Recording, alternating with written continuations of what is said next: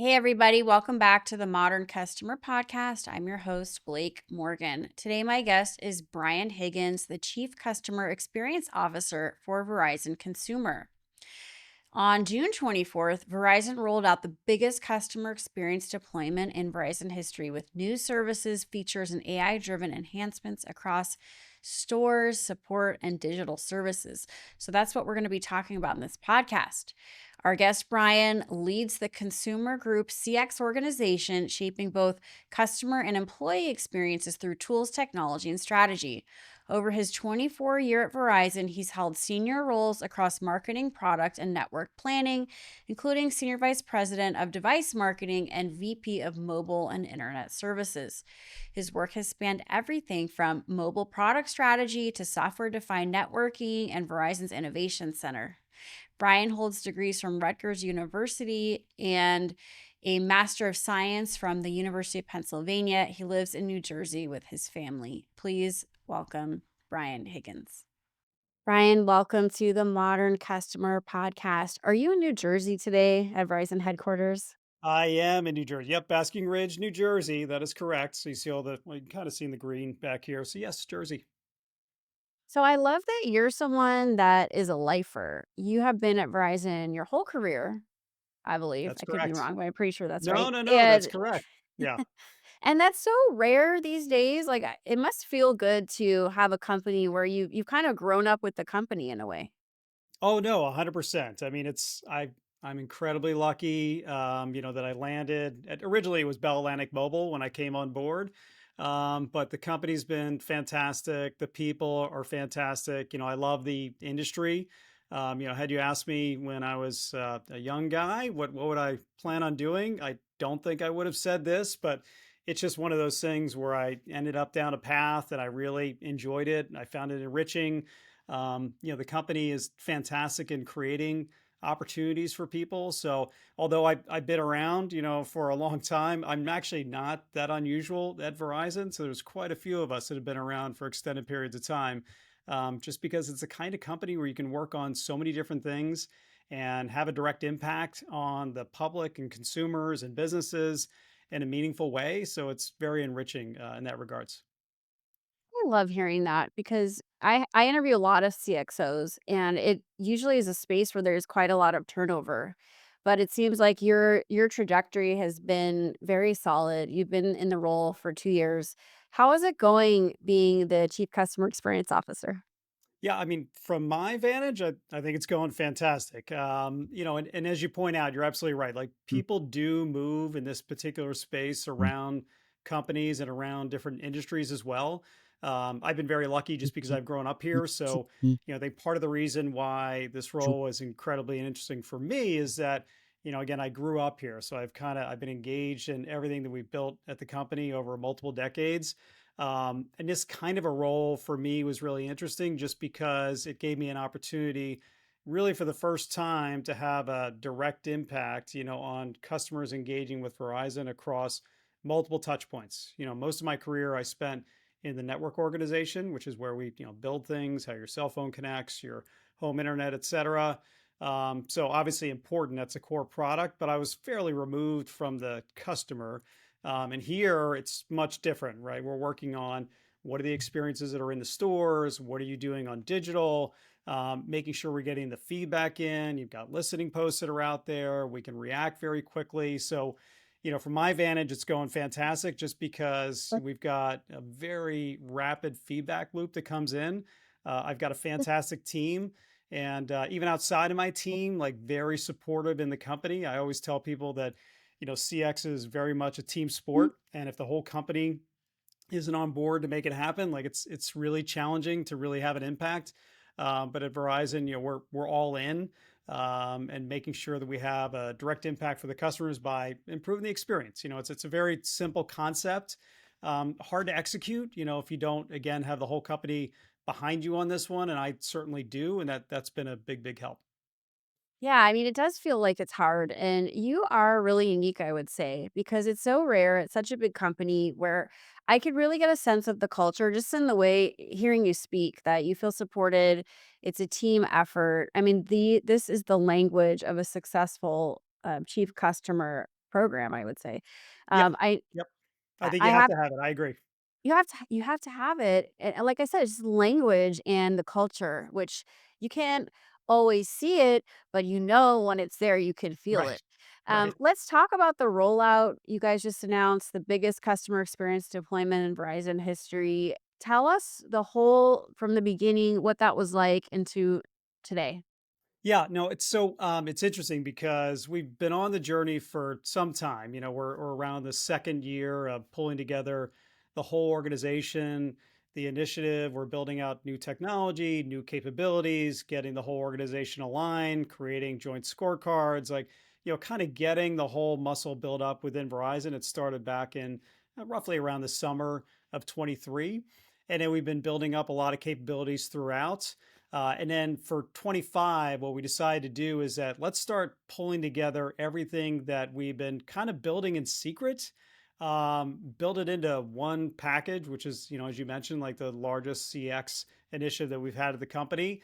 And then make sure that we're making all the customers aware of everything that we're doing on their behalf. So for me and for the organization, it was really about taking all the good work that was being done, again largely in secret, getting it packaged together in a meaningful way, and then rolling it out and being very transparent, with the customers to say that, hey, it's a new day at Verizon. You know us as the network company. We're highly reliable, the largest. We have the most customers, and those things are absolutely important. But we also wanted to come back and say that we've been listening to everything the customers have been saying. We recognize that the industry and Verizon doesn't get it right all the time. And so we're taking all that feedback and we're changing everything essentially across the board. So we just it's a complete reboot of everything we've done from a CX standpoint.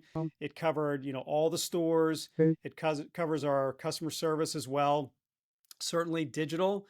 And then on the back end, we created new programs like a loyalty program, put in new policies in place just to make sure we're having the largest impact possible. So it was really about, again, kind of pulling together roughly about a year and a half, 2 years worth of work, and then having a major launch moment. So I can't let you go from this podcast, Brian, without talking to you about AI. So Sure. where is AI fitting in? What are the indicators that you're doing the right thing? Let's talk about AI. Yeah, I mean, honestly, it's probably easier to say where is it AI fitting in because it's quite literally everywhere. And that's part of what I was talking about originally with us doing work in the beginning, largely in secret. We started our AI programs when we really got the whole CX organization going and drove it with the employees. And even before that, actually, we've been going down the AI path for about the past decade, like many other companies. But we really started building out core capabilities that would help out the employee experience first. And I mention that just because, we believe that if you don't get the employee experience right, it's very challenging to get that customer experience right. You've got to make sure things are simple and easy for the employees. That way they can spend their time not trying to figure out how to work through the systems or get the right answer or figure out how to solve a problem, but rather engaging with the customers emotionally, which is what, we would want to have from our frontline employees. And so we started this initiative, with the employees first. We rolled out a whole suite of new tools, starting with customer service first. And then we started building it out for our sales teams as well. And we did quite a bit of learning. I think the best part about the initiative that we drove is that it was very much a co-development model. As you're probably heard from others, and what often happens in large companies is that you have individuals that are working on new technologies, sitting back in headquarters, and then you roll something out. And sometimes it works, and other times it doesn't. To try and make sure that it had the highest probability of actually working, we went out and spent a lot of time with the front line. That means going out to the call centers, listening in on calls, talking to all the employees about what are the pain points that you're feeling in your job, because the employees, they want to make sure that they're serving the customers. That's job number one for them. So we would talk to them about what is it that really would make your life easier? Like, what could we do over on our side? And that's how we started building out all new capabilities to help out the employees. And then we really iterated it directly with the employees as well, which is an important part. Like, you've probably spoken to other individuals on this, AI, Gen AI, and agentic journey. One of the interesting things is when you start these initiatives in the beginning, they don't quite work as well as you see on a PowerPoint. It Right. takes quite a bit of work and craftsmanship to get it where it needs to be. And then it moves to a stage where it's kind of working the way you would expect it to. And then you finally get to, being up on plane where things are relatively smooth. And then that's where you really start to get the benefits. So we saw that with the employees. We got positive feedback across the board. We saw improvement in business metrics across the board, sales metrics. And we took all those learnings and we applied that directly out to the consumers. So part of what we did with the recent launch with Project 624 was revamping everything that we did with the digital platform that we have. So the My Verizon application, and took all those learnings that we had that we co-developed with the employees and then applied that directly into the application that gets used by all of our consumers. So it's a bit of a long-winded answer, but it's been a journey for us. And I think we honestly chose the right path of going and working directly internally first and making sure we get it right so that we can have an authentic engagement with the customers with this new technology. So I have a hard question for you, Brian, that you might Sure. not like, but many people today are talking about AI. Will it destroy jobs? Won't it? I mean, have you seen any trends? You don't even have to talk directly about Verizon, but just from a customer experience and service perspective, how AI is going to impact the industry overall. Yeah, I mean, here's the way I'd answer this one. It really depends upon the industry that you're in. So for Verizon, we're a growth industry. Like we're growing every single year. We're adding more broadband homes. We're adding more mobile subscribers. So for us, it's not about are you replacing jobs? It's really about can I get more yield out of the employees that we have in place? And that's where we're focused. If I worked in a different industry that might be shrinking, I might have a different response, and you might get different responses if you speak to other folks in other industries. But in ours, it's very much about how do we actually use AI to get more out of the employees that we have and the platforms we've created today, and making sure that it's easier for the consumers to engage with us. So that's the viewpoint that we have, and that's what we're seeing as well. I love that you bring that up. Growth and yield are CXO North Star metrics. What advice do you have for other CXOs that really want to be on the same growth path, that want to get more yield out of staff, that want to be growth focused, but it feels like so often they're just putting out fires. They, not to use two metaphors, but they're drowning with what is on their plate now. Yeah. I think first and foremost is making sure that you've got a strong grasp on all the listening posts that you have within your company. That you have to start off with a foundation of strong data. And at Verizon, not unlike many other companies, we've got millions of surveys that go out. We collect a ton of information. That tells us kind of where we need to focus some of the different tools that are in there. That's one part. But the other, again, kind of secret journey that we've been on as well is in pulling together all the data across all the journeys that customers go on within Verizon. And by that, I mean when you call into the IVR, or if you go into a store, or if you go into digital and you're going to upgrade your device or add home broadband. Like these are all journeys that we've been analyzing for the past 2 years to figure out, where is it that we should start applying some of these new tools? Because I think one of the mistakes you make when in any new technology is that you've got a new shiny object, and let's start applying that new shiny object everywhere, and it's going to be amazing. Our view and what we've seen to date is that you have to be very surgical. Like identify the areas where you think you can have a positive impact on the employees and the consumers. Like don't just kind of broad brush it and say it's going to solve everything that you have out there. You've got to go in and make sure that it's very targeted. And a simple example for us is that within a new My Verizon app, we knew that billing inquiries that come in through the My Verizon app is a really good area where we can inject generative AI to have very solid responses for customers. But we may not go in and say, if someone, let's say, lost their trade in or had an issue with their overall promotion, that may not be the right example where we'd put AI, generative AI in there. So we were very purposeful and surgical in saying that, like, let's apply the tools here, but not over here yet. So you've got to make sure you're kind of picking your areas where you think you can have the largest impact, and not get ahead of yourself. Like technology can be very appealing. It can also be distracting, and you want to make sure you're building experiences that meet the needs of the customers, not necessarily meet the needs of what the business thinks they're trying to drive. And you mentioned this a little bit earlier, Brian, but what aspect of change management are you leading? Like, how is change management part of how you roll out AI to employees? Yeah, I mean, for us, again, just to go back to it, it's really about looking at the data. So we've got a common set of metrics that we look at across all the teams, and it's not just my team, but it's also the sales organization, the revenue organization, customer service, and we identify areas where we think we've got opportunities. And it could be I've got some broken journeys that we need to resolve. It could be areas where we have too many calls coming in relative to what we think should be true. It could be the transaction time that happens in a store or the average handle time that you have on a call. And then we start going in and agreeing as a team, and it's very much a team effort, and saying, okay, we're going to build initiatives to try and make sure we're addressing these. Not, necessarily just initiatives to help out the business, but it's always a combination of how do we help out the business, and more importantly, how do we make sure the experience is going to be better, stronger for the customers. Love that answer, Brian. I love how your immediate response was around data, is you're looking at the facts. When you have a company as big as yours, do you think the data management approach has to be unique? And if so, how is it unique? I, you know, it does have to be unique because every company and certainly every industry is going to be different. For us, we took a look at, like any company, the common business metrics you'd look at, like what are your sales initiatives? What does churn look like? Things you would normally take a look at. And then we went many, many layers deeper to identify like what are the, I'd say, subcomponents that actually result in a sale. What is the subcomponent that results in perhaps a customer leaving? And then we identify all that data to figure out like where do we need to focus as a company. And that's really where you get I'd say the largest benefit, because too often you might have a company that says, hey, we need to increase sales. Well, that may be true. And it's not necessarily about leaning in and just getting more sales.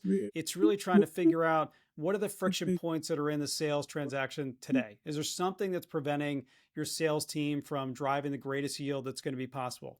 If you have customers that are leaving and going to a competitor, get under the reasons why. Like, what are the key drivers that you have there? Let's address those key drivers and make sure that we're getting to the core aspects of what's creating any kind of a friction point and resolve those. And that's why I'm saying like that core data, you have to collect it all. You have to meet across each one of the teams and all agree that these are the fundamental drivers that are having an impact, and then go ahead and address those by rolling out new projects like we had with 624 as an example, or any other major initiative that a company may have. And let's talk about 624, which I haven't heard it called this, but I believe that's the name of your transformation program. Can you confirm that? Well, it's we actually have many transformation programs, but the big CX initiative was Project Mm. 624. That's correct. Project 624. Okay. So, can you share with us, fast forward 3 months, 6 months, 9 months, 2 years, like what you're looking to achieve with this new CX rollout? Yeah, I mean, for us, it's really, I'd say it's confirmation of the assumptions that we had in building out the new capabilities. And I'll give you a simple example.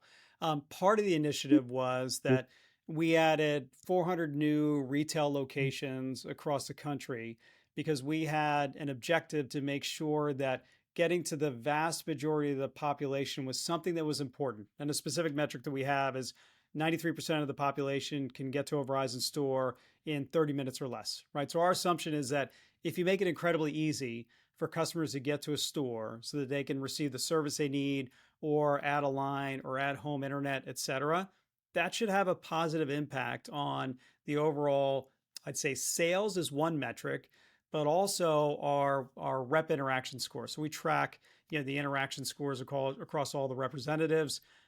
We should see some increase in those rep interaction scores, and we should see an increase in overall sales. Like that's one example.